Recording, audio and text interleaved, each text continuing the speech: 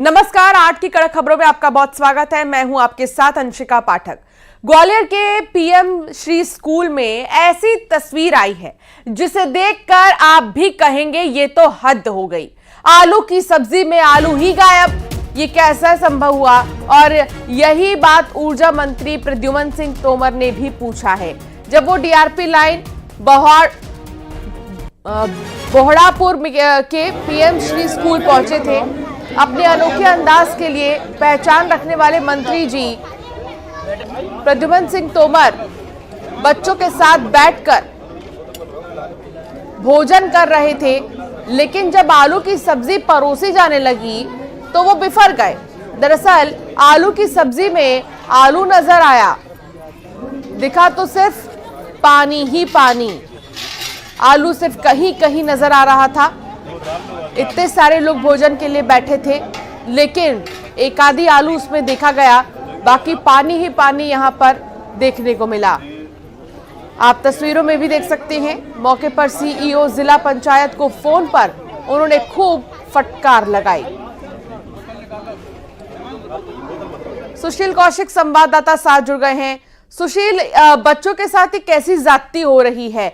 वो तो मंत्री जी यहां पर पहुंचे, उन्होंने भोजन किया, तब जाकर उन्हें पता चला, लेकिन ये बच्चे तो हमेशा से ही इस तरह की समस्याओं का सामना करते हैं। बिल्कुल, देखिए, सरकारी स्कूल हो या फिर आंगनवाड़ी हो, सभी जगह भोजन की गुणवत्ता किस तरह की है वो वक्त वक्त पर ये तस्वीरें साबित करती है। ऐसी तस्वीर सामने आई जब कल ऊर्जा मंत्री प्रद्युमन सिंह तोमर अपने इलाके में विधानसभा क्षेत्र में बारिश के दौरान जायजा लेने के लिए निकले थे हालातों का। तो उसी दौरान वो जब डीआरपी लाइन स्थित पीएम श्री स्कूल पहुंचे तो वहां अंदर चले गए निरीक्षण करने के लिए। उस दौरान मध्याह्न भोजन बच्चों को परोसा जा रहा था, तो मंत्री जी भी बच्चों के साथ बैठ गए भोजन करने के लिए। लेकिन जब मंत्री जी के सामने भोजन परोसा गया जिसमें सब्जी, दाल और रोटी थी, सबसे हैरत की बात तो यह है कि सब्जी जब मंत्री जी के सामने आई तो पूरी जो बाल्टी थी उस बाल्टी में मंत्री जी को आलू का एक टुकड़ा भी, एक कतरा भी नज़र नहीं आया। और साथ ही दाल भी इतनी पतली थी कि जिसे कहा नहीं जा सकता दाल, वो पानी ही थी। और इसके अलावा जो रोटियां थी, रोटियां बेहद ठंडी थी। इसके अलावा बच्चों के खाने के लिए बहुत दिक्कत भरी थी। इन सब परिस्थितियों को मंत्री जी ने खुद बैठकर वहां अनुभव किया, और जब उन्होंने भोजन किया और उसकी गुणवत्ता को देखा तो निश्चित तौर पर वो खुद नाराज़ हुए और उन्होंने तत्काल अपने पीएसओ से अधिकारी जो जिला पंचायत के सीईओ है उनको फ़ोन लगवाया। फ़ोन लगवाने के बाद सीईओ से कहा कि आप देखिए, पीएम श्री स्कूल में ही अगर मध्याह्न भोजन की गुणवत्ता इस कदर घटिया है तो फिर और स्कूलों का क्या होगा। ऐसे में मंत्री जी की नाराज़गी को देखते हुए तत्काल जिला पंचायत सीईओ ने इस मामले की जांच के लिए जांच कमेटी बना दी है, और वो मध्याह्न भोजन की जांच करेगी। और सारे जो स्कूल और आंगनवाड़ी केंद्र है जहाँ मध्याह्न भोजन का वितरण होता है उसमें भी जायजा लेकर सरकारी टीमें पूरी रिपोर्ट और मॉनिटरिंग करेगी। लेकिन सबसे बड़ी बात यही है कि जब मंत्री या फिर इस तरह के हादसे होते हैं जिनमें भोजन की ख़राब क्वालिटी सामने आती, तभी इस तरह की जांच और मॉनिटरिंग की बात सामने आती है। अगर रेगुलर इस तरह की जांच और मॉनिटरिंग जिसकी जिम्मेदारी होती है सरकारी अफसरों की, वो अगर करते रहें तो इस तरह गुणवत्ताहीन भोजन बच्चों को नहीं मिलेगा।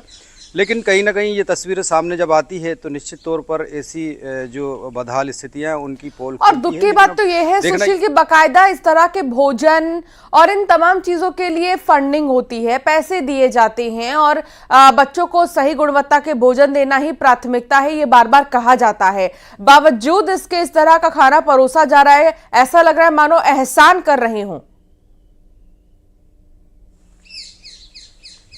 बिल्कुल सही बात है। देखिए, सरकारी योजनाएं हैं मध्याह्न भोजन की, तो उसके लिए सरकार करोड़ों का फंड खर्च करती है, और उसके लिए बाकायदा अधिकारियों की जिम्मेदारी रहती है कि इन स्कूलों में और आंगनवाड़ियों में जाकर मध्याह्न भोजन की गुणवत्ता को चेक करें वक्त वक्त पर। इसके अलावा जो एजेंसीज है जिनके द्वारा ये मध्याह्न भोजन तैयार किया जाता है उनका भी इंस्पेक्शन किया जाए वक्त वक्त पर। उनके किचन सहित अन्य जो संसाधन सामग्रियाँ हैं उनका जायजा लिया जाए, और मध्याह्न भोजन की लगातार गुणवत्ता की मॉनिटरिंग होना चाहिए हर सप्ताह। लेकिन इस तरह के हालात नज़र नहीं आते, और यही वजह है कि जब जो ठेकेदार एजेंसियां हैं वो और उनकी मिलीभगत होती है तो इसी तरह की गुणवत्ताहीन भोजन की सप्लाई सरकारी स्कूल और आंगनवाड़ियों में होती है। बहुत शुक्रिया सुशील जानकारी साझा करने के लिए। आगे बढ़ेंगे खबरों में और अब बात करेंगे ग्वालियर की ही, जहां डेंगू ने टेंशन बढ़ा दी है। एक बार फिर गुरुवार को 28 नए मरीज सामने आए हैं। नए मरीजों के आने से स्वास्थ्य महकमे में हड़कंप मच चुका है। बताया जा रहा है कि 268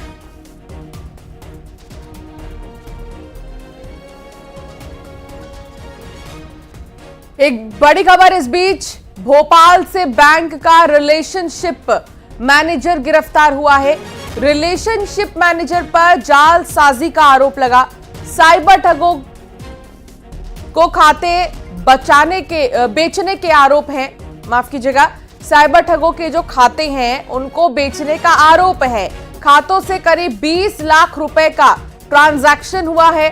साइबर ठग खाते में मंगवाता था ब्लैकमेलिंग के पैसे। मैदा मिल के अधिकारी से सेक्सटॉर्शन कर 6 लाख से भी ज्यादा ठगे हैं। मैदा मिल के अधिकारी का न्यूड वीडियो बनाया गया था। क्राइम ब्रांच का डीएसपी बनकर ठग लिए थे पैसे। अन्य आरोपियों की साइबर की टीम को तलाश रही है और भोपाल क्राइम ब्रांच की साइबर टीम ने इसे गिरफ्तार किया है। तो ये देखिए कि कैसे जो बड़े बड़े अधिकारी हैं उनको भी बेवकूफ बनाता था। ये भोपाल का ये मामला बताया जा रहा है और भोपाल में बैंक का ये रिलेशनशिप मैनेजर है जिसको गिरफ्तार किया गया है। शैलेंद्र संवाददाता मेरे साथ जुड़ गए हैं। शैलेंद्र, कह सकते हैं कि जो हाई प्रोफाइल नेता हैं या हाई प्रोफाइल लोग हैं जिनके पास खूब पैसा है, उन्हीं को ये टारगेट करता था, इजी टारगेट बनाता था और इतने लाख रुपए ठग लेता था। देखिए, बिल्कुल मैं आपको बता दूं कि राजधानी भोपाल के मैदा मिल के एक अधिकारी को कुछ दिनों पहले एक अनजान नंबर से वीडियो कॉल आया था और वीडियो कॉल करने के बाद उसने एक न्यूड वीडियो उसका बना लिया था। सेक्सटॉर्शन के नाम पर पैसे लगातार उससे मांगे जा रहे थे। उस मैदा मिल के व्यापारी जो अधिकारी है उससे लगभग 6,36,000 रुपए की राशि इनके द्वारा वसूल भी ली गई थी और इनके द्वारा बताया गया था कि साइबर एक्सपर्ट्स हैं ये और साइबर क्राइम में डीएसपी बताकर इनसे पैसे ठगे गए थे। जब इस मामले की शिकायत जो है वो साइबर टीम को की गई और साइबर टीम ने जब खाते खंगाले तो पता चला कि अलग अलग इलाकों के ये खाते हैं जिसमें एक ही बैंक के कुछ खातों की शिनाख्त सामने आई थी। और उसके बाद जब बैंक रिलेशनशिप मैनेजर को गिरफ्तार किया तो उसने बताया है कि साइबर के जो फ्रॉड करने वाले हैं उनको इसने ये खाते बेचे थे। यानी बैंक में यदि आप अपना खाता खुलवाने जा रहे हैं, जो दस्तावेज आप देते हैं, तो आपका खाता खुलने के साथ साथ एक पैरेलल खाता खोल दिया गया था जो कि साइबर फ्रॉड करने वाले लोगों को दे दिया गया था। और ये बड़ा आरोप जो है इस बैंक के जो रिलेशनशिप मैनेजर है इन पर है कि 8 खाते इन्होंने साइबर फ्रॉड करने वालों को बेच दिए। तो कुछ खाते जो है वो पंजाब के भी बताए जा रहे हैं। तो अब पुलिस ने देखिए रिलेशनशिप मैनेजर को गिरफ्तार कर लिया जिसने ये खाते साइबर फ्रॉड को बेचे थे। लेकिन जो साइबर फ्रॉड करने वाले लोग हैं वो अभी पुलिस की गिरफ्त से दूर है। पुलिस उन पर भी शिकंजा कसने की बात कह रही है कि एक आरोपी अभी गिरफ्तार कर लिया गया। इसके आधार पर बाकी आरोपियों को भी पता कर लिया गया है, उनकी शिनाख्त हो गई है। जल्दी वहां से उन लोगों को भी गिरफ्तार किया जाएगा। और जिस बात का आपने जिक्र किया बिल्कुल सही बात है, चाहे बड़े अधिकारी हो, नेता हो या फिर जो प्राइवेट के जो बड़े अधिकारी, उन सबको लगातार ये साइबर ठग जो है वो अपना शिकार बना रहे हैं। चाहे कभी अधिकारी बनकर ठगी करते हैं तो कभी सेक्सटॉर्शन के नाम पर ठगी हो रही है। तो राजधानी भोपाल में भी लगातार इस तरह के मामले बढ़ते जा रहे हैं और ऐसे इस मामलों पर रोक लगाने के प्रयास जो है वो साइबर की टीम लगातार कर रही है। उस दिशा में एक बड़ा कदम इसे कहा सकता है, क्योंकि जहां से खाते, सबसे बड़ी दिक्कत यही होती थी कि जिन खातों में पैसा भेजा जा रहा है वो खाते बोगस खाते होते थे। और ऐसे में जब खाते बेचने वाले को गिरफ्तार किया तो निश्चित तौर पर इस मामले में कई बड़े खुलासे और हो सकते हैं। जी बिल्कुल। और देखिए, ये बहुत बड़ी चीज़ है कि कहीं आप अगर बैंक अकाउंट खुलवाने जाते हैं, जो डॉक्यूमेंट्स आप देते हैं, कई बार वहां पर भी इस तरह के लोग बैठे हैं जो साइबर ठग तक आपकी डिटेल्स पहुंचाते हैं और फिर वो साइबर ठगी को अंजाम देते हैं। इस चीज से सावधान हो जाइए। आगे बढ़ेंगे, आगे तमाम और भी अन्य खबरों की ओर बढ़ेंगे, जहां ग्वालियर में डेंगू ने टेंशन बढ़ा दी है। एक बार फिर से गुरुवार को 28 नए मरीज जो हैं वो अब सामने आए हैं।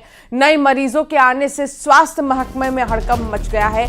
बताया जा रहा है कि 268 सैंपल की जांच हुई थी जिसमें 28 मरीज मिले हैं। आंकड़ों के मुताबिक सिर्फ सितंबर में अब तक 298 मामले सामने आ चुके हैं। इस समय जिले में 491 डेंगू के मरीज हैं। लगातार हो रही बारिश की वजह से रोज डेंगू मरीजों का आंकड़ा बढ़ता ही जा रहा है।